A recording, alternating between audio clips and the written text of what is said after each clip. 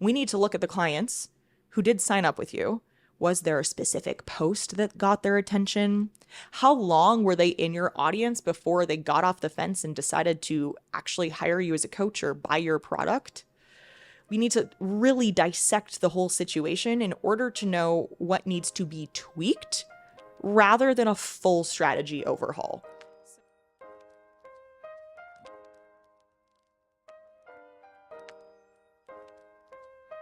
Their mindset show. I had something entirely different planned for this episode. However, we just wrapped up our mid-year retreat for the Growth Collective. That is my one-on-one business mentorship, mini mastermind type of container. I only have between 5 and like maximum 10 people in this business mentorship container, the Growth Collective, at any given time. And we open up spots for enrollment 2 times per year. And essentially right around the same time that we're opening up spots, it just so happens to be like mid-year and end of year. I do that on purpose. So you're either halfway through the year or you're ending the year and starting a new year and you're looking for some support in your business, and that's where I come in. And then we do our retreats around that same time of year because we're checking in on how things have been going for the first half of the year, what needs to happen to the last half, or we have a retreat usually in December where we're essentially doing a massive overview of what happened in the previous year and big plans and just really mapping out exactly what needs to happen in the following year. So anyway, I digress. We just had our June retreat. I am recording this in June, even though you're probably not listening to this until August, potentially even September. But it's still very relevant, and it really sparked a lot of inspiration for me, which it always does. I had obviously so many of my friends asking me how the retreat went and what I thought of it and how everyone did. And I literally said to every single one of them, this happens every time, every single retreat. It exceeds expectations.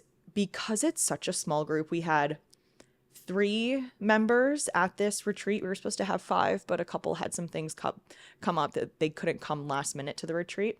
But when you have such a small group, and we literally get, number one, we get a cool ass Airbnb that everybody stays at, and we just workshop the heck out of our businesses for 2 straight days. And it is a lot, but a lot in the best way.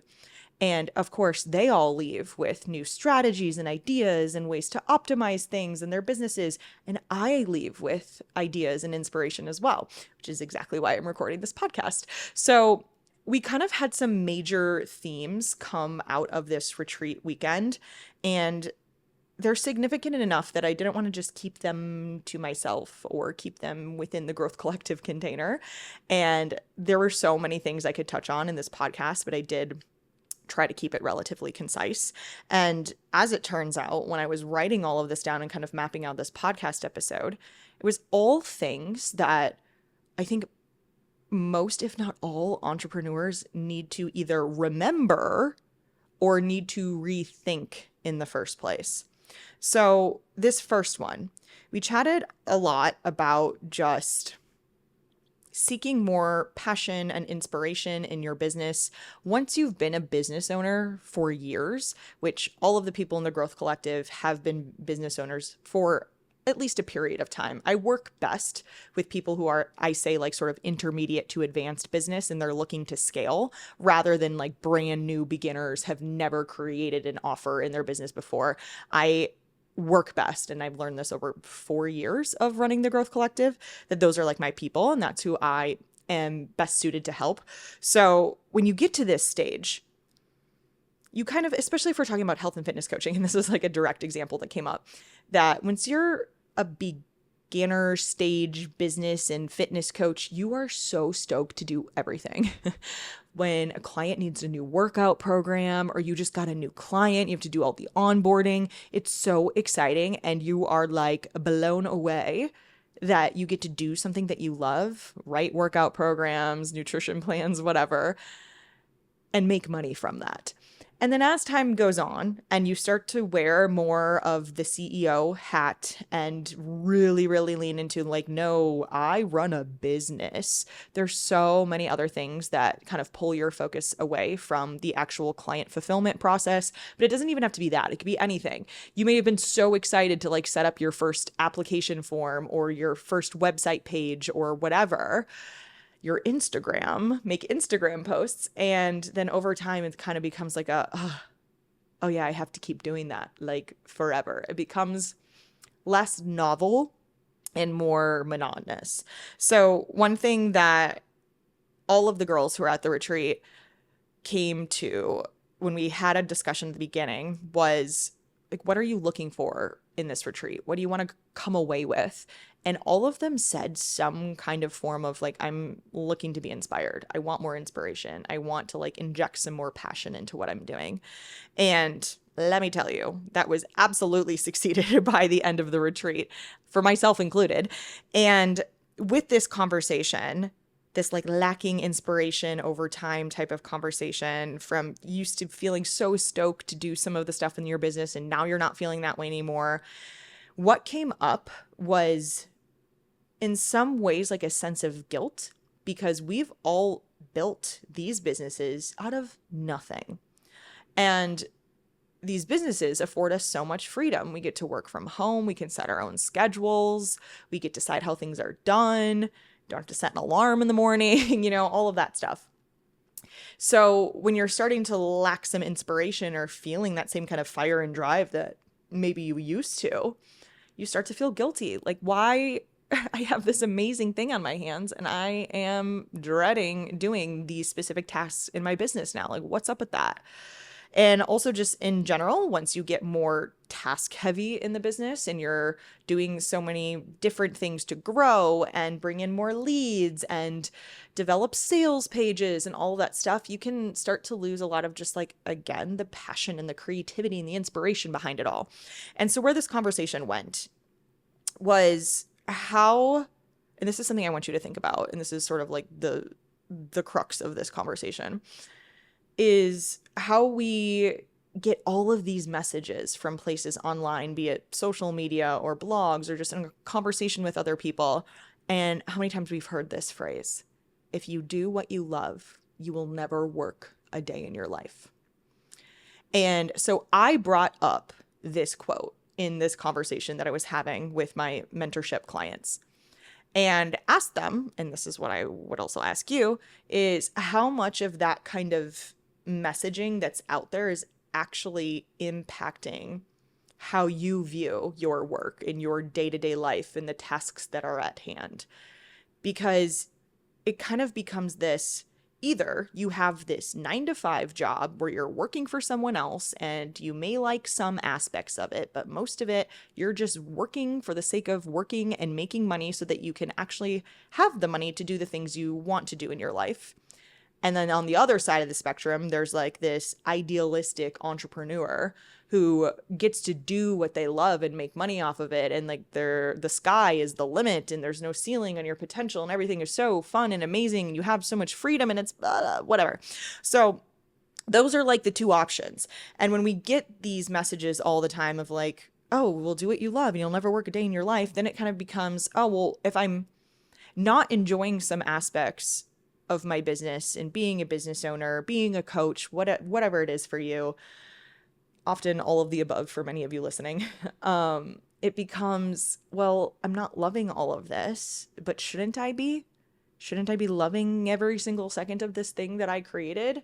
Wasn't that the point of not working for someone else and working in a cubicle from 9-to-5, Monday through Friday? But there's a gray area, obviously, like there is with everything and so much nuance to it. And the question becomes, do we really need to love every single thing we do in order to fit this ideal version of the entrepreneur who never, quote unquote, works a day in their life because they love what they're doing? So even with the not so fun stuff, or when things start to feel a little bit monotonous, I do think, and this is a little bit like cheesy cliche to say, but like gratitude is the cure, right? Like always coming back to, okay, sure, maybe it doesn't feel like this amazing, idealistic entrepreneur vision all of the time. It doesn't feel that way all the time. There are some tasks I don't really love doing. I am starting to feel like a little bit monotonous with some of the stuff I've been doing for years, but I wouldn't rather be doing anything else. So regardless of some of these things in my business that I don't really want to be doing, it doesn't matter because there is nothing else I want to be doing instead. Sure, maybe those tasks aren't my favorite, but I will die before you put me in a cubicle, right?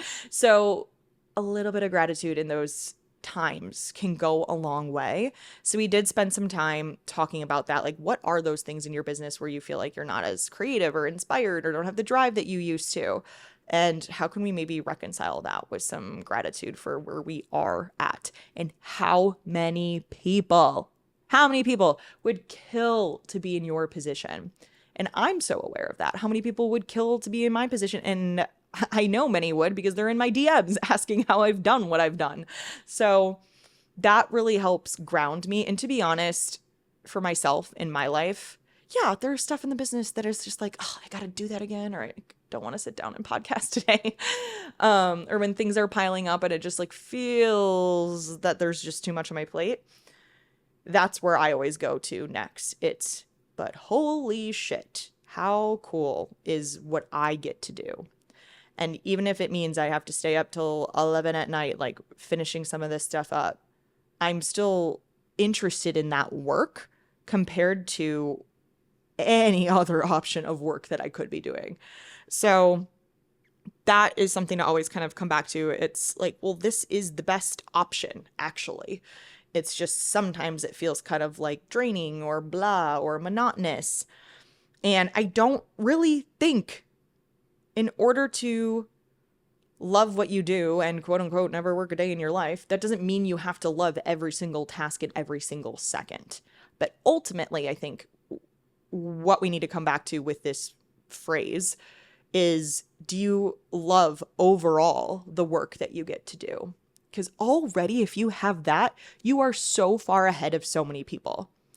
I have so many people in my life that literally go to work just so they can pay to do the things that they actually love to do in their lives, that they're actually interested in. And it is truly just a job. And there's aspects of it that they enjoy more than others, but it's a job. And so if you even right now as a business owner get to do something that you're interested in, passionate about, and build something, that's amazing. That's incredible.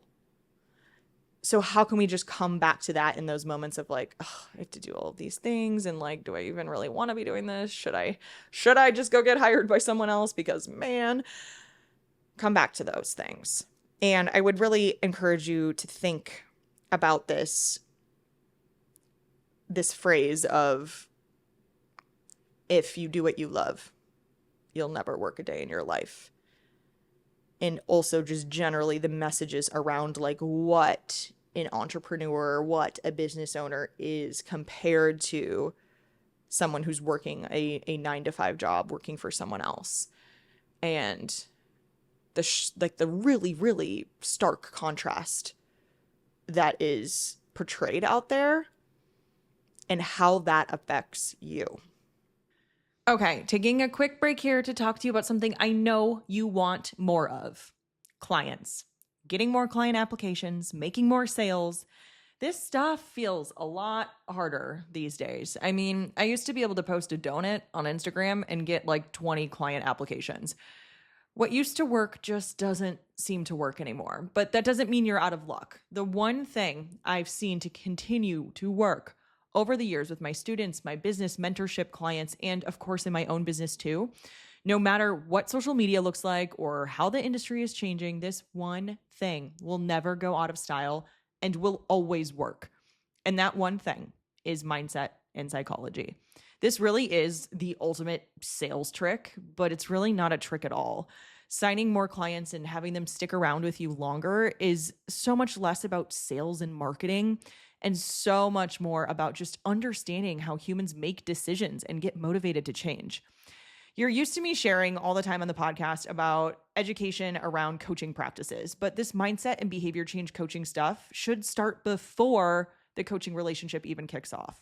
One of my most popular and affordable workshop series has recently been totally revamped and upgraded: The Psychology of Signing More Clients. I am super stoked to share with you some of my favorite science-backed strategies for attracting more clients and feeling good when you do it. No icky sales tactics over here. Make sure you check out the show notes to learn more about the psychology of signing more clients. Okay. The next major thing that became literally the theme of the weekend without even trying is to double down on what's already working. And this is something that I'm talking to my mentorship clients about all of the time. It is something that I actively do in my business. In fact, it was a huge focus for us this year to do this thing. And it is to, yes, double down on what's already working, what you already have at your disposal. We talked a lot about like the word leverage and where can you leverage things that are already going well, that are already working for you, and just up the ante, make it even better, optimize it, rather than immediately going like, what else do I need to create? What do I need to do differently? For example, we talked about, okay, in the past, like 3 to 6 months, where did your new clients come from? And there are a lot of coaches out there who don't even track this. So did they come from your Instagram? Did they come from your team's Instagram? Did they come from a podcast? Did they come from a referral? Was it a Google search? Was it a blog? Where did they come from? And where they came from means that that funnel is working in some regard. So rather than sitting down and going, I need more clients, where else can I go find them? No. Let's talk about where your current clients came from and just leverage that. Do more with that. So let's say there's one of the gals in the group right now has a lot of traffic to her website and her blogs, and that's where she gets a lot of leads for one-on-one fitness coaching clients. Instead of doing more, which she was trying to think of, are there other ways I could be getting more clients? I'm sitting here like, girl, you got 20 to 30,000 people visiting your website and your blogs. Let's just look at your website and your blogs and see how we can further optimize that for more conversions so we can get more from what you're already doing. Which also, what a freaking relief rather than having to go reinvent the wheel. Or what else did we talk about? Certain lead magnets. So you have like a freebie, whether it's a free resource or a free training or a challenge or a guide or something like that, that you put out there, you give for free, you provide value that should be, keyword, which not a lot of people are doing this. That's not true, but I've seen a lot of coaches who are not doing this. They're not thinking about those freebies, those lead magnets as actual lead magnets, and instead are just like packing them full with value and how-to content. And that's not creating a natural next step, which your natural next step from a freebie or a lead magnet should be, if you're a one-on-one health and fitness coach, to apply to work with you, or if you have an online course, to buy your course. So like, hey, I gave you this free thing and now you've learned something from me, you're starting to solve some problems, but in doing so, you're realizing you need more. And what do you know? I have this paid offer for you. So that's what we're looking at. And we were talking about freebies and lead magnets that do work well to sign more clients, that when people go through this freebie or this lead magnet, I'm using interchangeable terms here. They mean the same thing. Those people are much more warmed up and ready to buy. So we already have this thing. And so the discussion was around, I know that when people go through this thing, they are more likely to sign up as a client. But I also want to create other freebies and other lead magnets so I can do the same thing. And I was like, again, wait, what? You already know this system works, that if more people download this freebie of yours, they are more likely to sign up for coaching. So why are we trying to create something new when you have something that's working? Let's just talk about how we can get more people through that freebie. Or one of the biggest issues that we talked about was that when people went through the freebie, yes, they were more likely to buy. However, a lot of people were landing on the page to get the freebie and not actually converting. So they weren't actually getting the freebie. So then it becomes, okay, well, then we need to tweak the page. We need to get more of your audience who are visiting that page to actually download the freebie. And then the rest of the work is already done because you know that once they have the freebie, they're getting warmed up for coaching. So that, and what other examples do I have? Yeah, we talked obviously about social media marketing, Instagram, and how it can feel like it's gotten much slower and a lot harder to get leads organically because reach is harder, which is absolutely true. However, then we very easily, and this is a conversation I have with my mentorship clients a lot, and we did talk about this at the retreat, it can become, oh, because things are slower or they don't feel like they're as easy as they used to be, then I need a whole new strategy. When the reality is, if you're still signing clients from Instagram, then it's still working. So I don't know if a whole new strategy is what needs to happen here, but instead we need to look at the clients who did sign up with you. Was there a specific post that got their attention? How long were they in your audience before they got off the fence and decided to actually hire you as a coach or buy your product? We need to really dissect the whole situation in order to know what needs to be tweaked rather than a full strategy overhaul. So it's really easy for us in general when things feel a little bit slower or you want to do more, you want to scale, to just like throw out everything and start fresh when the reality is everything that you have is working. It's just not doing as much as you want it to be doing. So in order to get there, we tweak. We do not crash the boat and build a new boat. And like I think I kind of mentioned this at the beginning of this section of the episode, talking about doubling down on what's already working and stop trying to create new things. This was a huge focus for us in the business for 2025. So we have lots of DIY offers and workshops and mini programs that you can go through if you want to update your client forms, like your application forms, your check-in forms, your onboarding documents. I have a program called Transform Your Forms for that. If you want to better understand how to sign more clients using the psychology of your prospective clients, I have a mini course called The Psychology of Signing More Clients. And I could go on and on and on and tell you my entire offer suite, but that is not the purpose of this episode. So I have all of these things, but I wasn't talking about them very much. And so they would sell, here, there, every once in a while. But we already have all of these things. And we are so confident in the value that we deliver in these products. Why don't we just try to sell more of those instead of trying to create a ton more products or go an entirely different direction in the business in order to generate more revenue? Hey, we already have these things. Let's just sell them better. Let's just try. So that's an example. We also have an alumni group for our graduates of the health mindset coaching certification. So once you become a health mindset certified coach and you graduate from the certification program, you have the option to join the alumni group. And it's a very low cost way to continue to sharpen your skills in behavior change, mindset, and psychology with your clients. You get some like additional resources and calls and private, like semi-private opportunities inside the group that you don't get anywhere else. And this alumni group has been running for years, but we didn't really have a whole ton of strategy of like how we're going to continue to get people in there and how we're going to make it even better. It was just kind of like backburnered for a while. So again, I could sit here and be like, we want to make more money this year and we want to help more people this year. What could we create? What more could we do? No, we got all these DIY products. We have this amazing alumni program. We just need to do better about making sure that people even know they're there and do better about encouraging people to join those things based on the solutions that they're looking for in their businesses and with their clients. So very good example of doubling down on what's already working well, but just needs some TLC. Literally, that's the focus of 2025 for us. And it was also very much the focus of this last Growth Collective retreat. And I'm wondering if maybe there's something that you can take away from that too. Okay, the next thing that came up was the issue with future self thinking. This was a really, really interesting and powerful conversation to have in our little living room in the Airbnb, because it kind of started with talking about clients and how we're really quick to go to our clients and say, well, think about your ideal self and the person you are in the future who's doing all the things that you want to be doing and you're not doing it yet. Like, what would that person do in that moment?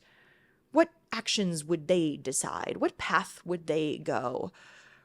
And that sounds nice, but the problem is most people are really detached from that future self, and that's why they're working with you in the first place, right? Or anytime, if you're listening to this, you have a specific business goal or personal goal for yourself, and you're to sit there and think, well, my future self who's already achieved this goal, like what would they do in insert specific scenario? It can be a helpful exercise. However, you're likely feeling pretty detached from who that person is because you're not there yet. So it can still kind of feel fabricated and not realistic. And how this then kind of turned into business conversations is we talk a lot about, think about what you want your business to look like in 3 to 5 years and who do you have to become for that to become a reality. And it can feel like, just like with our clients, for us, that we have to change who we are in order to become that person who's achieving this goal. And number one, extremely overwhelming. Like I have to do a whole personality and identity overhaul in order to be successful. Like here I thought I just needed to map out quarterly goals and work backwards from there. So that can feel really overwhelming, and the same thing can feel overwhelming for your clients when they're like, man, I got to change who I am. The person that I'm going to become, you're trying to tell me I had to change who I am as a person, not just my eating habits. So overwhelming, and then sometimes unattainable because of that, because we're so detached from what that reality looks like, especially if we're talking about super long-term goals. Like I have a 7-figure business right now. If I'm thinking, what is Kasey who owns a $10 million business do? It's like, I don't know. That seems so far off, right? But this was interesting because it brought up a memory, but that makes it seem like it was so far away. But it was actually just this last December. I spoke on stage at Business by Design Live. That's James Wedmore's program. He's actually my business mentor. Love him to death. And I spoke on a 7-figure business panel. And someone in the crowd asked me a question. And it was honestly very difficult for me to answer, to the point where James came up to me afterwards. He was like, you did a really good job answering that question because I can understand why you were struggling with it so much, but it's because so many of these people who are so much earlier on in their business, they don't fully understand this yet. And what it is that, okay, the question that was asked was essentially, if you went back to the very early stages of your business and who you were then compared to who you are now, what are the differences? That was kind of the gist of the question. I don't remember it verbatim. And I had a really hard time answering that because basically my answer was, I'm the same fucking person. I'm still me. I'm still Dr. Kasey Jo. I'm still the same. Yeah, I've learned skills and I've learned business jargon, and I know what a landing page is and a funnel and a lead magnet and all of this stuff. And I've learned how to think more business savvy rather than academically, which is my background and where I came from.